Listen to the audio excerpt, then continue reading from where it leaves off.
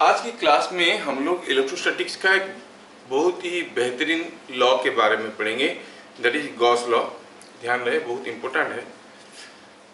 और हरदम हमें कोशिश करना चाहिए कि कोई अगर साइंटिस्ट, कोई अगर फिजिसिस्ट किसी एक माहौल में आके कोई एक लॉ को डेवलप किया है, क्योंकि laws are laws of nature, ठीक है ना।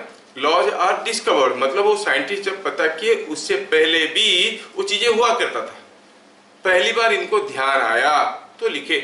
लाइक चार्जेस रिपिल, क्या कूलम बताने से पहले रिपिल नहीं करते थे? करते थे, लेकिन ही डिस्कवर कि ऐसे होता है। तो हमें भी ऐसे कुछ माहौल मिलना चाहिए कि वो जैसे सोचे हम भी वैसे सोचें। हम भी सोचे तो जरूरत पड़े तो लॉ का कुछ हद तक हम भी रियलाइज कर पाएंगे, फिर लगेगा कि हाँ वो जो लॉ बोले वो सही है ना।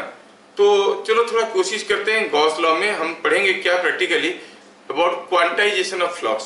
हम जानते हैं कि हर एक चार्ज से फ्लक्स निकलता है, पॉजिटिव से निकल के नेगेटिव पे जाता है, कभी इंटरसेक्ट नहीं करता है, ऐसे करके कितने सारे चीज पढ़ चुके हैं। ठीक है, कितना फ्लक्स निकलता है उसके बारे में जानकारी लेना है, जो कि गॉस लॉ हमें मदद करेगा।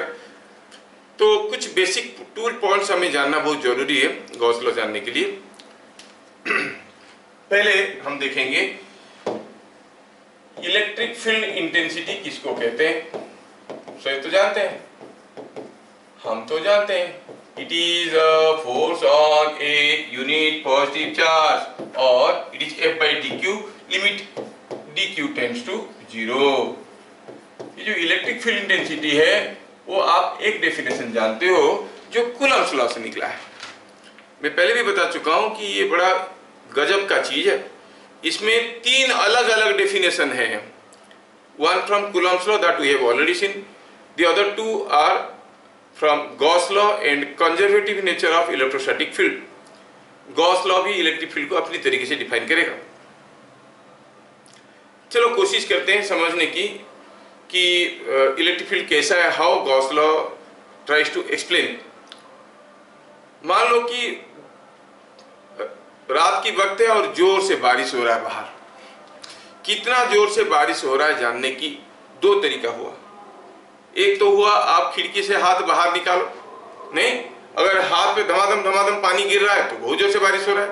That means you are measuring the intensity of rain in terms of the force experienced on your palm. बहुत ज्यादा फोर्स आ रहा है तो जोर से बारिश हो रहा है, एकदम फोर्स नहीं आ रहा, धीरे धीरे फोर्स आया तो हम कहेंगे the intensity of rain is less. That is what we have done in the first part of definition of intensity. It is the force on unit positive charge, है कि नहीं? कूलम्ब्स लॉ से जो निकाले थे हम लोग। दूसरा तरीका हुआ जोर से बारिश हो रहा है कि नहीं हो रहा है जानने के लिए, आप खिड़की से टॉर्च लाइट डालो बाहर। अब बताओ जोर से बारिश हो रहा है तो आपको क्या दिखेगा और धीरे धीरे बारिश हो रहा है तो आपको क्या दिखेगा? जोर से बारिश हो रहा है तो बहुत सारे रेन ड्रॉप्स वेरी क्लोजली गिर रहे होंगे तो लगेगा कि हाँ ये जोर से बारिश हो रहा है। अगर रेन ड्रॉप्स बहुत स्पार्सली एक दूसरे से दूर दूर गिर रहे हैं, आपको क्या थोड़ा सा बारिश हो रहा है।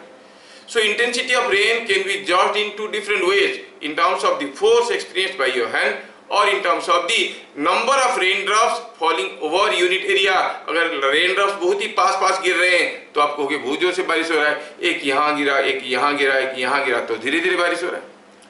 The second methodology is used to recognize electric field intensity. कैसे? In terms of flux.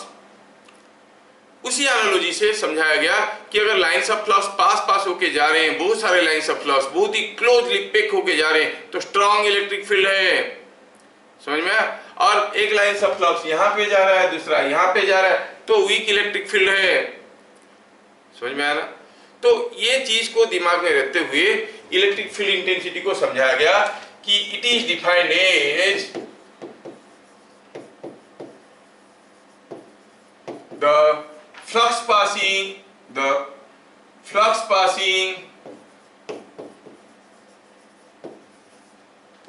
पर यूनिट एरिया और यूनिट नॉर्मल एरिया। तो ये हो गया क्रूड डेफिनेशन। इसको और बढ़िया से समझने की कोशिश करेंगे। आप जानते हो इलेक्ट्रिक फील्ड इंटेंसिटी एक वेक्टर है और डायरेक्शन भी बताना पड़ेगा। तो क्या कह रहा है कि if D phi amount of flux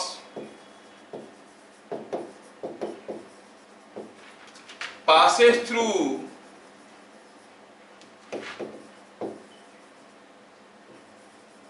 a normal area। Sir normal area क्या होता है? कोई abnormal एरिया भी होता है क्या? नहीं नहीं, नॉर्मल एरिया क्या बताते हैं? नॉर्मल एरिया ds, और नॉर्मल एरिया है तो मैं इसको लिखूंगा dsn।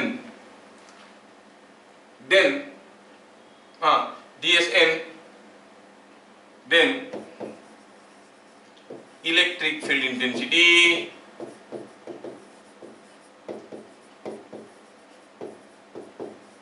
on that area is E, जिसका मैग्नीट्यूड कितना है? d phi by dsn, flux passing per unit normal area. हाँ तो बताए नॉर्मल एरिया क्या है?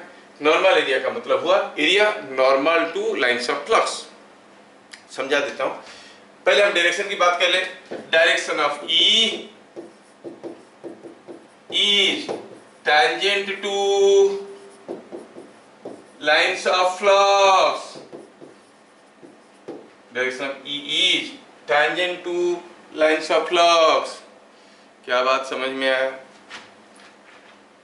Let me explain।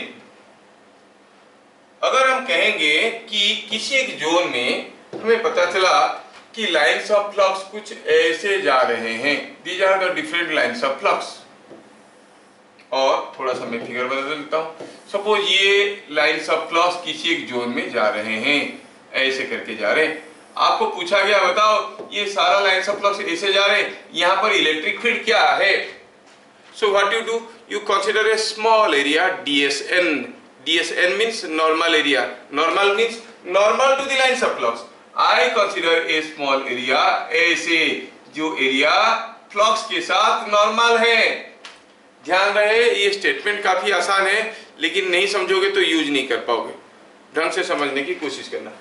अगर ये जो एरिया है हम बात कर रहे हैं, वो एरिया जो है वो normal to the lines of flux है, तो हम इसको कहेंगे नॉर्मल एरिया। समझ में आया? और सपोज ये एरिया है ds, और इसके अंदर से जो फ्लक्स जा रहा है वो d फाई है। So d phi amount of flux is passing, that means ये जो पॉइंट है यहाँ पर इलेक्ट्रिक फील्ड क्या हो जाएगा? It is d phi by ds। समझ में आया क्या? And what is the direction of electric field again? Direction is tangent to the lines of flux. जहां पर आपको इलेक्ट्रिक फील्ड चाहिए वहां पर एक टैंजेंट ड्रॉ करिए लाइंस ऑफ फ्लक्स को। यस, तो इस पॉइंट में इलेक्ट्रिक फील्ड इस डायरेक्शन में है। समझ में आया क्या? अच्छा, ये चीज आपको समझ में आया? ठीक है, हम और भी आगे जाएंगे, बस पहले देखेंगे कि आपको सचमुच समझ में आया क्या। मैं एक एग्जांपल लेता हूं। मैं आपको कोई ऐसा एक इलेक्ट्रिक फील्ड के बारे में, ऐसा एक लाइंस ऑफ फ्लक्स के बारे में जानकारी दे रहा हूं। अब कोई एक लाइंस ऑफ फ्लक्स ऐसा है, बताओ ये जो पॉइंट ए है और पॉइंट बी है, ये है पॉइंट ए और ये है पॉइंट बी। क्या बता सकते हो ए और बी में से कहां पर इलेक्ट्रिक फील्ड इंटेंसिटी ज्यादा है? बी में होगा, because if you consider a small area here, less amount of flux is passing, but covering the same area here you find more flux is passing। तो इस फिगर से पता चला electric field at point B is having a greater magnitude than electric field at point A. बहुत बढ़िया, ठीक है। दूसरा एग्जांपल देता हूं। Identify the uniform electric field. Uniform electric field किसको कहते हैं? जिसमें हर जगह इलेक्ट्रिक फील्ड स्ट्रेंथ और डायरेक्शन, इंटेंसिटी और डायरेक्शन बराबर है। मैं आपको कुछ दिखा रहा हूं, जैसे हुआ पहला वाला क्वेश्चन, ये हुआ एक लाइंस ऑफ फ्लक्स, ये हुआ दूसरा लाइंस ऑफ फ्लक्स, ये हुआ तीसरा लाइंस ऑफ फ्लक्स, ये हुआ चौथा lines of flux, like this. Different lines of flux are shown. आपको पूछा गया बताओ इस केस में ये जो इलेक्ट्रिक फील्ड है ये यूनिफॉर्म है कि नहीं है। अगर नहीं है तो क्यों नहीं है, अगर है तो ठीक है। यूनिफॉर्म इलेक्ट्रिक फील्ड किसको कहते हैं? हर जगह इलेक्ट्रिक फील्ड इंटेंसिटी और उसका डायरेक्शन बराबर होना चाहिए, मैग्नीट्यूड और डायरेक्शन बराबर होना चाहिए। दूसरा केस में suppose I go for a case like this, ये हो गया एक केस, ठीक है। इसको थोड़ा इधर ले आओ, ठीक है, इसको थोड़ा इधर ले आओ। ऐसा करके लाइन्स ऑफ फ्लक्स दिया गया है। आपको बताना ये है कि ये यूनिफॉर्म इलेक्ट्रिक फील्ड है या नहीं है। तीसरा केस आप कहोगे कि it is something like this.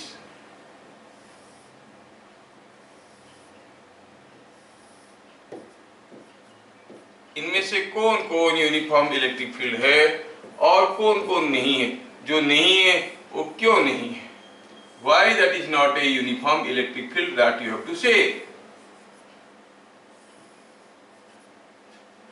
और जो है वो क्यों है? क्या आप बता सकते हो ये सारा केसेस में A is a uniform electric field और not a uniform electric field? A के बाद not a uniform electric field. Why? अब यूनिफॉर्म इलेक्ट्रिक फील्ड कब होता है? जब मैग्नीट्यूड और डायरेक्शन दोनों कांस्टेंट होते हैं इलेक्ट्रिक फील्ड का। इसमें क्या बदल रहा है, मैग्नीट्यूड की डायरेक्शन की? दोनों मैग्नीट्यूड। देखो हर जगह direction is in the direction of flux, तो आप कहोगे यहाँ पर magnitude of E is changing, magnitude of E is changing, so it is a non uniform magnetic field. दूसरे केस में ये यूनिफॉर्म है कि नॉन यूनिफॉर्म है? नॉन यूनिफॉर्म है। क्या बदल रहा है? मैग्नीट्यूड की डायरेक्शन बदल रहा है, क्योंकि यहाँ पर छोटा सा एरिया लेंगे, जितना फ्लक्स जाएगा यहाँ पर लेंगे तो उतने ही फ्लक्स जाएगा। Magnitude of E is same but direction of E at this point is tangent and at this point E is tangent, so direction of E is different। और E एक वेक्टर क्वांटिटी है भाई, direction बदल गया, अभी तो हम कहेंगे ये डिफरेंट बन गया। तो आप कहोगे क्या कहेंगे? Direction of E is changing। तीसरा केस में क्या कहोगे? यूनिफॉर्म है कि नॉन यूनिफॉर्म है? Non uniform. क्या बदल रहा है? मैग्नीट्यूड और डायरेक्शन बोथ बदल रहे हैं, बोथ। मैग्नीट्यूड क्या सबको समझ में आ रहा है? Magnitude and direction changing. आया समझ में? अच्छा, चौथा केस में, इसमें तो हर जगह मैग्नीट्यूड भी बराबर है, डायरेक्शन भी बराबर है, तो ये बन गया यूनिफॉर्म इलेक्ट्रिक फील्ड। ई बन गया यूनिफॉर्म इलेक्ट्रिक फील्ड। क्या बात समझ में आया? ठीक है। तो अभी तक हम लोग देखे, क्या देखे? E is equal to this d∅ds। हम लोग अभी देखे हैं इलेक्ट्रिक फील्ड का डेफिनेशन, तो थोड़ा इसको नंबरिंग करते हैं ताकि हम लिख पाएंगे ढंग से। ये हुआ 1, ये हुआ 2 और आगे बढ़ गए हम लोग। फिर हम लोग आए पॉइंट नंबर 3 में। ध्यान रहे कि area is a vector quantity. ध्यान रहे कि area is a vector directed, आपकी सिलेबस के हिसाब से डायरेक्टेड नॉर्मली आउटवर्ड्स, आपकी सिलेबस के हिसाब से। ऐसा नहीं है आगे जाके अगर बाई चांस इंजीनियरिंग पढ़ोगे, ऐसा नहीं, आउटवर्ड हो सकता है, इनवर्ड हो सकता है, डिपेंड कर रहा है कि आप कैसे हो एरिया को बना रहे हो। अगर आप ऐसे ऐसे करके एरिया को बनाया, ऐसे ऐसे ओरिएंटेशन से बनाया तो इट इज इनवर्ड, ऐसे ऐसे करके बनाया outward, but this is not included in your syllabus. वो बोल रहे हैं कि अगर आप कोई भी छोटा सा एरिया ले रहे हो, ये जो एरिया है एक वेक्टर है, तो उसका मैग्नीट्यूड क्या है? Magnitude is the geometrical area. Direction is normally outwards, ऐसे बाहर की तरफ। क्या बात समझ में आया? एरिया एक वेक्टर क्वांटिटी है, आपको ये याद रखना है। डायरेक्शन कैसा है? Normally outwards.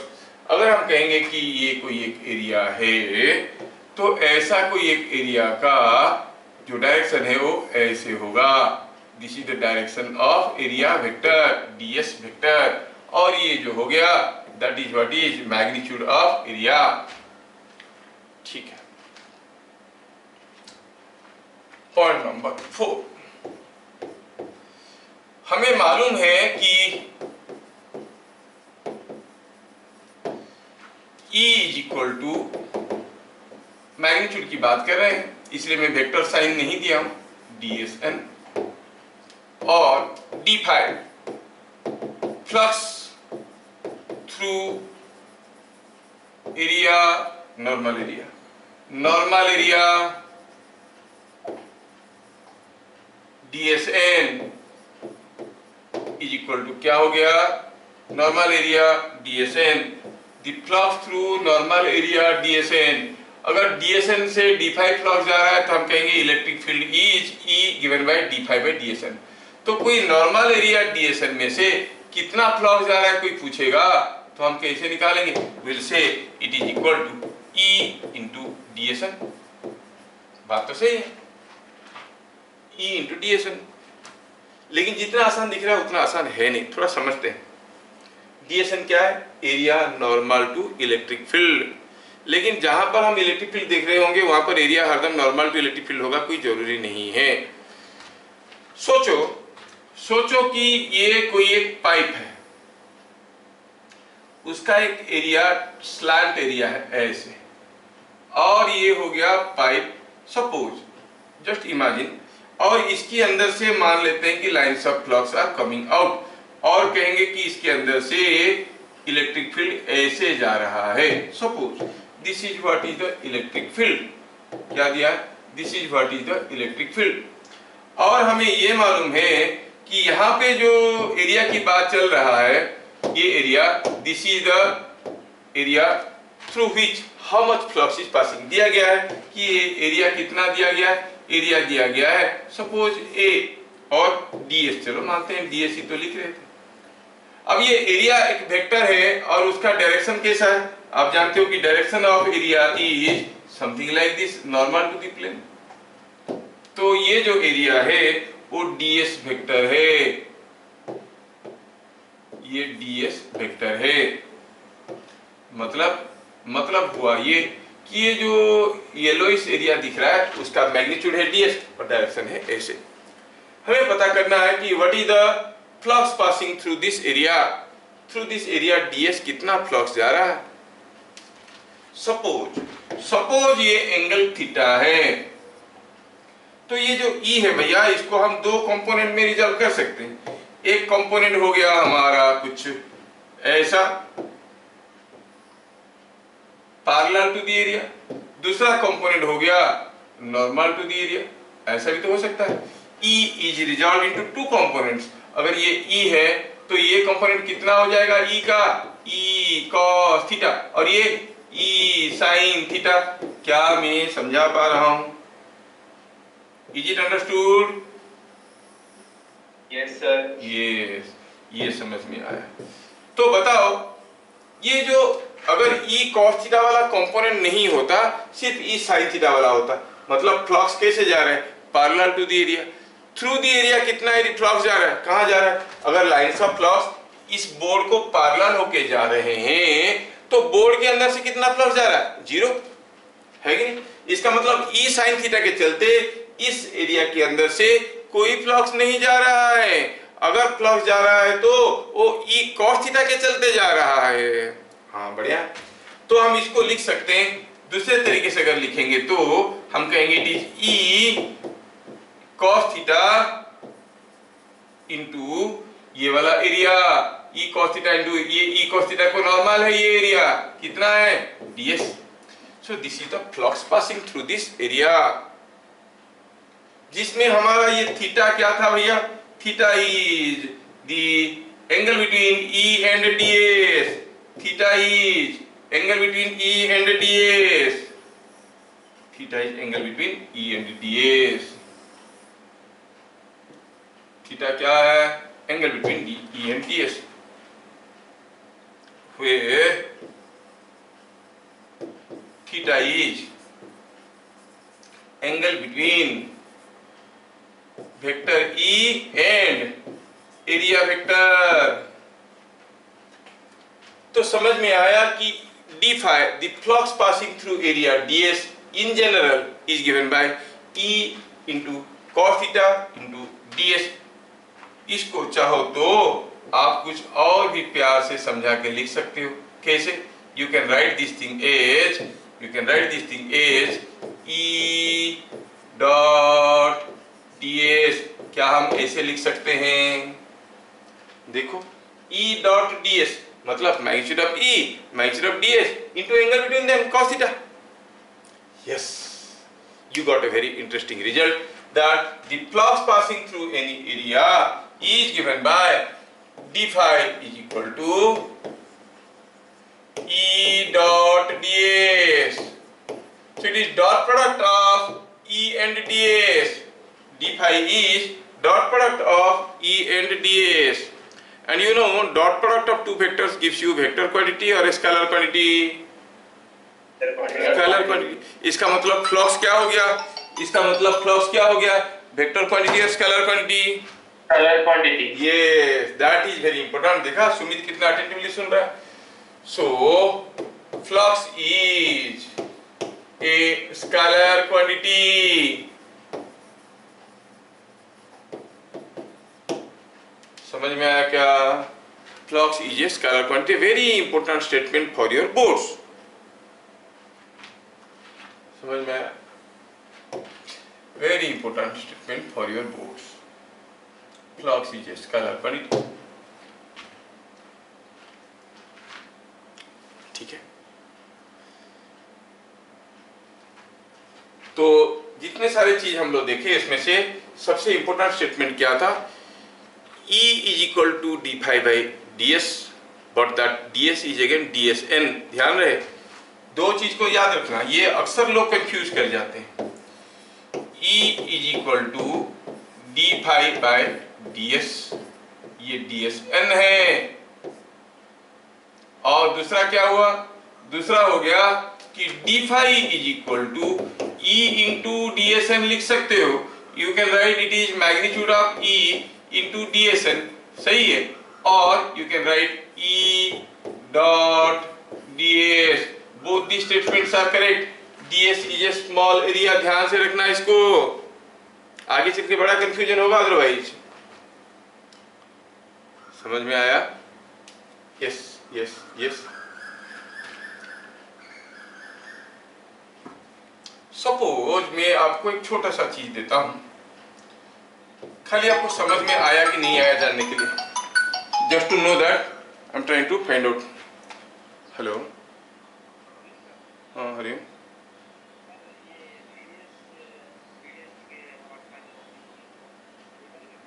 छोटा पर देवी। हाँ हाँ हो। सो क्या हो गया यहाँ पर? अगर दिया है if uniform electric field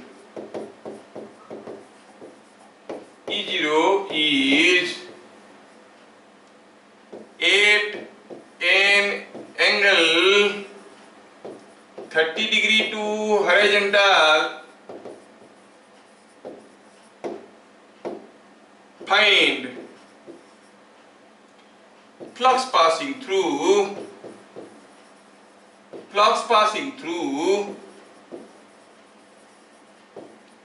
a square of side L held horizontally। क्या मैं क्वेश्चन समझा पाया? आंसर तो लिखेंगे। क्या मैं क्वेश्चन समझा पाया? पहले बताओ, could you follow the question? बोला in a region electric field is held, in a region electric field is held at 30 degree to horizontal. तो बोल रहा है कि एक स्क्वायर है जिसका साइड लेंथ L है, उस स्क्वायर के अंदर से क्या फ्लक्स जा रहा है वो आपको पता करना है। स्क्वायर है √3 E0 L² by 2। यस ये होता है अच्छा बच्चा जो एक बार में चीजों को समझता है। Very good. तो ऐसा हुआ बात, ठीक है।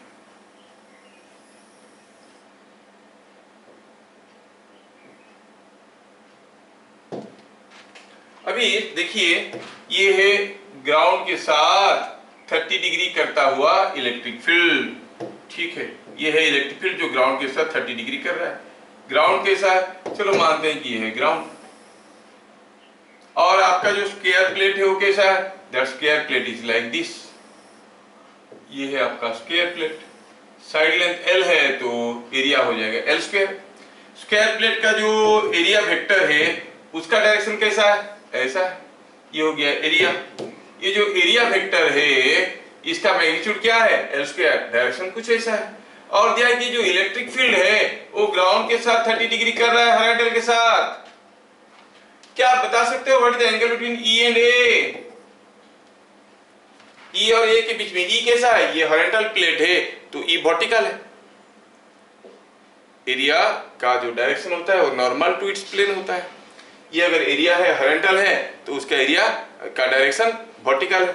तो ये जो इलेक्ट्रिक फील्ड है वो हॉरिजॉन्टल के साथ 30 डिग्री कर रहा है, तो वर्टिकल के साथ कितना कर रहा होगा? 60 डिग्री। तो आप कहोगे the flux passing is given by E dot A और E A cos theta.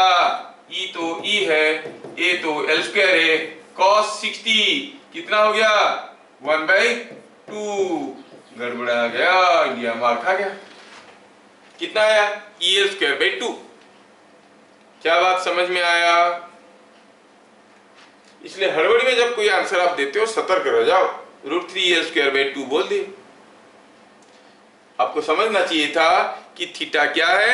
Angle between E and A। क्या बात समझ में आ रहा है? ओए भूत लोग, are you able to follow? Yes sir. ठीक। ये सब कौन है? ठीक है। Now let's see. हमें E के बारे में जानकारी हो गया, E is equal to d∅/dsn। अभी नेक्स्ट इंपोर्टेंट जानकारी जो हमें देखना है,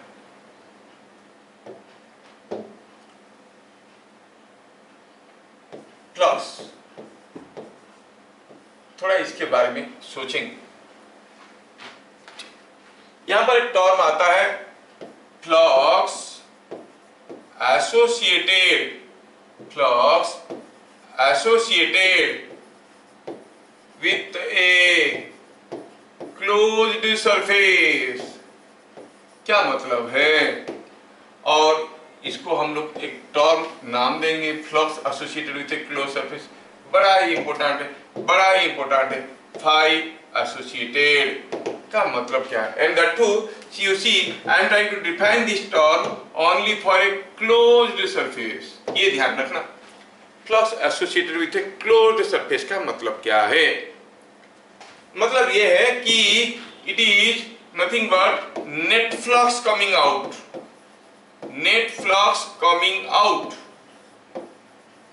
ऑफ द क्लोज्ड सरफेस। ये ऐसा एक फिजिकल क्वांटिटी है जो सिर्फ क्लोज्ड सरफेस के लिए ही डिफाइंड है। Net flux coming out of the closed surface, ठीक है। मतलब हुआ कि सपोज ये कोई एक सरफेस है जो क्लोज्ड है। हो सकता है कि इसके अंदर कुछ चार्ज है, बाहर कुछ चार्ज है। किसी तरह से आपको पता चला कि सम फ्लक्स आर गोइंग इन, जो फ्लक्स अंदर जा रहा है इसको फाई इन बोलो। सम फ्लक्स आर गोइंग आउट, जो फ्लक्स बाहर जा रहा है इसको फाई आउट बोलो। तो फ्लक्स एसोसिएटेड क्या होता है? Flux going out minus flux going इन, है कि नहीं? कितना फ्लक्स बाहर जा रहा है माइनस कितना फ्लक्स अंदर जा रहा है, that gives you what is the net flux going out of this surface area. That is what is called the flux associated with the close surface, और कुछ जगह तो एसोसिएटेड वर्ड को भी मिस करते हैं, बोलते हैं flux of the close surface, मतलब ये समझ जाना कि flux associated with the close surface. क्या बातें समझ में आया? Yes, sir. अच्छा, ये टर्म को हम लोग यूज करेंगे गॉस लॉ समझने के लिए। दूसरा जो हम जानते हैं थोड़ा उसको लिख देते हैं। Flux is a scalar quantity and flux coming out of any closed surface is given by E dot A। ज्यादा नहीं लिखेंगे क्योंकि हम लोग पढ़ चुके हैं। नंबर 3, अच्छा, ये जो फ्लक्स एसोसिएटेड है किसी क्लोज सरफेस के साथ, वो किसके ऊपर डिपेंड करता है? सपोज हम कहेंगे, ध्यान से देखो, कुछ चीजें नोटिस करने वाली है। सपोज यहाँ पे कोई एक क्लोज सरफेस है और यहाँ पर कोई एक प्लस क्यू कूलम का चार्ज है, तो इस प्लस क्यू कूलम चार्ज से पक्का फ्लक्स निकल के जाता होगा, आपको मालूम है। ये फ्लक्स यहाँ से निकल के ऐसे जा रहा है कि नहीं? बढ़िया है। तो यहाँ पर flux going out is there, phi out, the flux going out is some value. कुछ फ्लक्स अंदर जा रहा है क्या? नहीं, कोई फ्लक्स अंदर नहीं जा रहा है। तो फ्लक्स एसोसिएटेड पॉजिटिव हुआ कि नेगेटिव हुआ? It is coming positive.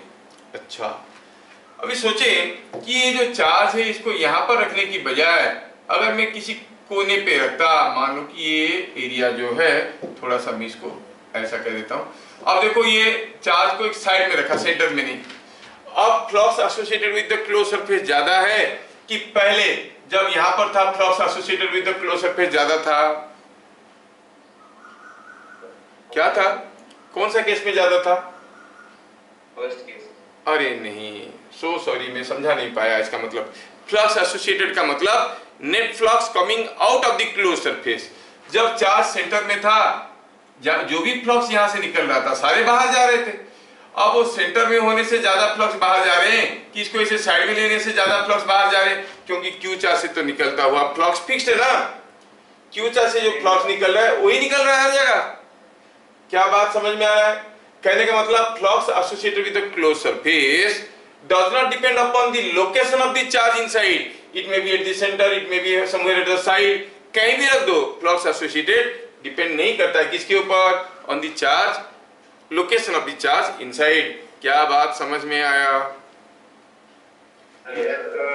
अगर ये प्लस क्यू कूलम चार्ज नहीं होता और ये माइनस क्यू कूलम चार्ज होता, तो आप जानते हो कि लाइंस ऑफ फ्लक्स कुछ ऐसे आते।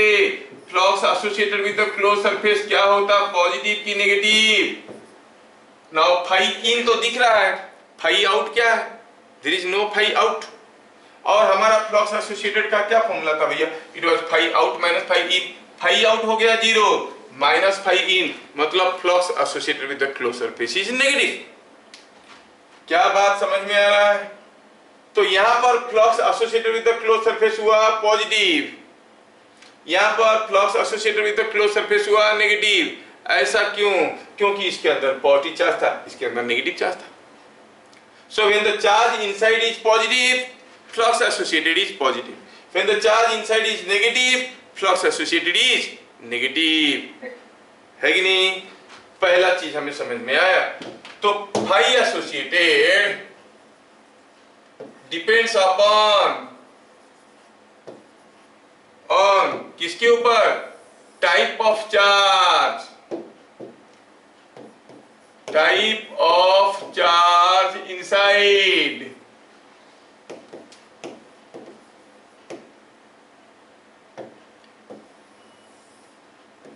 तो यहां पर फाई एसोसिएटेड हो गया पॉजिटिव, यहां पर फाई एसोसिएटेड हो गया पॉजिटिव, और यहां पर फाई एसोसिएटेड हो गया नेगेटिव, क्योंकि अंदर का चार्ज नेगेटिव है, अंदर का चार्ज नेगेटिव है। तो ये फाई एसोसिएटेड है, ये माइनस क्यू चार्ज है, तो आप कहोगे फाई एसोसिएटेड इज।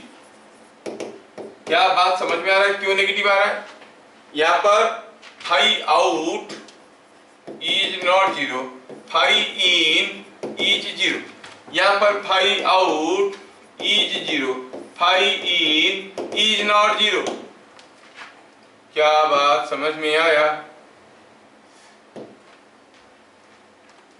समझ में आया?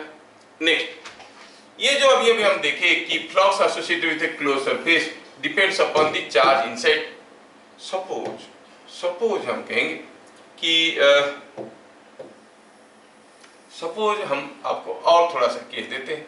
सर अगर दोनों चार्ज होगा तो थोड़ा सोचा जाए। Suppose here is a plus q coulomb charge, here is a minus q coulomb charge and this is what is a close surface. अब देखोगे यहां से जो फ्लक्स निकलता है वो तो आके यहां पे खत्म हो गया। व्हाट इज फाई इन? 0, कोई फ्लक्स अंदर नहीं जा रहा है। What is phi out? That is also 0, no flux is going out. So what becomes the total flux associated with the surface? 0. Why? Because what is the total charge inside? Total charge inside is 0. तो इसका मतलब ये depend करता है total charge inside के ऊपर। तो आप कहोगे यहाँ पे फाई इन 0 है, फाई आउट 0 है। चलो केस बदल देते हैं। Suppose I say here is a plus q coulomb charge and here is the closed surface. अब ये जो plus q coulomb charge है उसके चलते फ्लक्स निकलेंगे, हो जाएंगे कहीं ढूंढ ढूंढ के अपना नेगेटिव चार्ज। तो देखो तो क्या बता सकते हो फॉर दिस क्लोज सरफेस, ये जो क्लोज सरफेस हम देख रहे हैं इस क्लोज सरफेस के लिए फाई इन ज्यादा है कि फाई आउट ज्यादा है? सेम है, क्योंकि जितना फ्लक्स घुस रहा है उतना ही तो निकल रहा है। जितना घुस रहा है उतना ही निकल रहा है। इसके साथ फ्लक्स एसोसिएटेड क्या है? 0।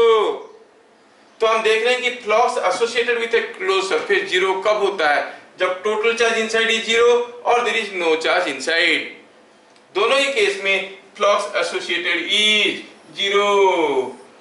तो आप कहोगे इस केस में ये phi in and phi out दोनों बराबर है। तो क्या मिल गया?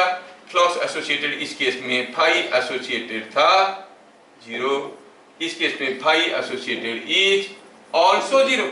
So I have given you so many cases here to understand and realize what is this quantity flux associated with a closed surface. यही सब चीज को सोचने के बाद आपको गॉस लॉ खुद ही समझ में आ जाएगा, वो कुछ नया चीज है नहीं। Flux associated with a closed surface is depending upon the type of charge inside. And for positive charge, flux associated positive. For negative charge inside, flux associated is negative. Or if total charge is 0, flux associated 0. And if there is no charge inside but there is a charge outside, then also the flux associated with a closed surface is 0 in a charge free region. क्या बात समझ में आया? तो क्या देखे? Flux associated depends on type of charge. Phi associated does not depend on किसके ऊपर? Location of charge inside.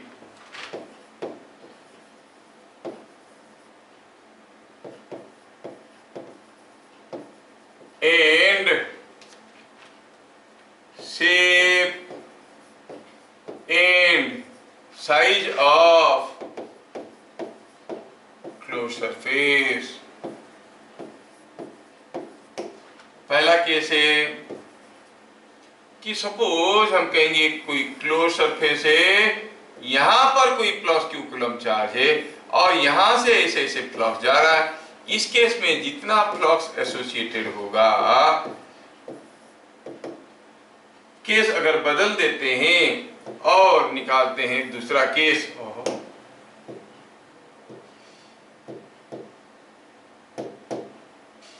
अगर हम दूसरा केस लेते हैं, कहेंगे कि ये जो चार्जेस थे, ये सारा चार्जेस को मैं थोड़ा इधर ले लेता हूं और ये डंडे छूट गए उसके, ठीक। अगर मैं इसको इधर ले आता हूं तो आप देखोगे फ्लक्स एसोसिएटेड में कोई अंतर नहीं आ रहा है। जितना फ्लक्स यहां पर निकल रहा है उतनी ही फ्लक्स वहां पर निकल रहा था। दोनों ही केस में flux associated is same. Phi associated is same in the two cases, क्योंकि चाहे चार्ज कोने पे है या बीच में, जो फ्लक्स निकल रहा था इसमें से वो तो निकल रहा है। क्या बात समझ में आया? नॉट ओनली दैट, और क्या बताया गया? It does not depend upon shape and size of the surface. Charge कितना है उसके ऊपर तो डिपेंड करता है, लेकिन शेप एंड साइज के ऊपर डिपेंड नहीं करता है। जैसे हम कहेंगे कि यहाँ पर कोई एक क्यू कूलम का चार्ज है, ये सरफेस से ज्यादा फ्लक्स निकल रहा है कि एक क्यू कूलम का चार्ज है, ये सरफेस से ज्यादा फ्लक्स निकल रहा है। दोनों ही केस में इससे निकलता हुआ फ्लक्स उतना ही होगा, जो जनरेट हो रहा है वही निकल रहा है। अब शेप एंड साइज, सरफेस बड़ा हो गया या छोटा हो गया, क्यूबॉइड हो गया या सिलिंड्रिकल हो गया, स्फेरिकल हो गया या कोनिकल हो गया, कोई फर्क नहीं पड़ता है। सरफेस ऐसा वाला है या ऐसा वाला है, कितना फ्लक्स एसोसिएटेड है वो that does not depend upon shape and size of the close surfaces. क्या बात समझ में आ रहा है? यस। सो दोनों ही केस में फ्लक्स एसोसिएटेड इज सेम। क्या flux associated with a close surface को हम लोग समझ पाए? फिर से शुरू से देखते हैं। Flux associated with a close surface is defined as the net flux coming out of the close surface. मतलब flux going out minus flux going in. फिर देखें कि किसी एक क्लोज सरफेस के अंदर पॉजिटिव चार्ज है तो फ्लक्स बाहर निकलता है, सो फ्लक्स कुछ भी अंदर नहीं जा रहा है तो फ्लक्स एसोसिएटेड इज पॉजिटिव। किसी एक क्लोज सरफेस के अंदर एक नेगेटिव चार्ज है तो अब बाहर से फ्लक्स नेगेटिव चार्ज के पास जा रहा है, flux going in is there but then flux going out is not there. तो phi out minus phi in करेंगे तो flux associated will be negative. क्या नोटिस किए? अंदर पॉजिटिव चार्ज है, फ्लक्स एसोसिएटेड पॉजिटिव है, अंदर नेगेटिव चार्ज है, फ्लक्स एसोसिएटेड नेगेटिव है। अगेन हम ये भी देखें, the flux associated with a close surface does not depend upon the location of the charge inside। ये यहाँ पे है या यहाँ पे या यहाँ पे, कोई फर्क नहीं पड़ता। Nor it depends upon the shape and size of the closed surface। क्या मेरी बात समझ में आया? इतनी सारी जानकारी के बाद नेक्स्ट स्टेटमेंट आता है, सर ये तो सब समझ में आया, कितना फ्लक्स आता है, कितना फ्लक्स निकल के आता है? तो आप कहोगे कितना आता है, अभी तक तो मालूम नहीं है, हम किसी एक लॉ का सहारा लेंगे। लेकिन ये ऐसा जानते हैं कि अंदर जो चार्ज है उसके ऊपर डिपेंड करता है, बाहर जो चार्ज है उसके चलते तो फ्लक्स एसोसिएटेड जीरो होता है। बाहर जो चार्ज है उसके लिए फ्लक्स एसोसिएटेड जीरो होता है। तो the flux associated with a close surface depends upon the charge inside, but how it depends, and that is what is called Gauss law. The net flux associated with any closed surface is given by Q by epsilon naught, where Q is the total charge inside the closed surface। Sir ये Q by epsilon naught कैसे हुआ? इसलिए तो law है। कैसे हुआ नहीं बता सकते, प्रूफ करके नहीं कर सकते, लेकिन वेरीफाई तो कर सकते हैं। वेरीफाई करेंगे हम लोग, गॉस जी बोल देंगे तो थोड़ी मान लेंगे, हम लोग वेरीफाई करेंगे और देखेंगे कि गॉस जो बोले वो सही बोल रहे हैं। तो अगले क्लास में हम लोग देखने वाले हैं गॉस लॉ क्या है स्टेटमेंट, और फिर देखना है कि गॉस जो बोल रहे सही है कि गलत है, वेरीफाई करें। कैसे वेरीफाई करें? जो हमें पहले से मालूम है। पहले से क्या मालूम है? Coulomb's law. क्या वो आप कंफर्म हो गए हो कि सही है? हाँ, हम देखें पॉजिटिव चार्ज को रिपेल करता है, पास लाओ तो जोर से करता है, पॉजिटिव चार्ज नेगेटिव चार्ज को अट्रैक्ट करता है, पास लाओ तो जोर से अट्रैक्ट करता है। कूलम्ब्स लॉ हमें दिल में बैठा लिया है हमने। तो कूलम्ब्स लॉ की बलबुत्ते पर गॉस लॉ जो बोले वो सही बोले, हम प्रूफ करके देख लेंगे। So next class we shall see what is Gauss law and we will try to verify Gauss law with the help of Coulomb's law। फिर मिलेंगे अगले क्लास, तब तक के लिए जय हिंद। जय हिंद।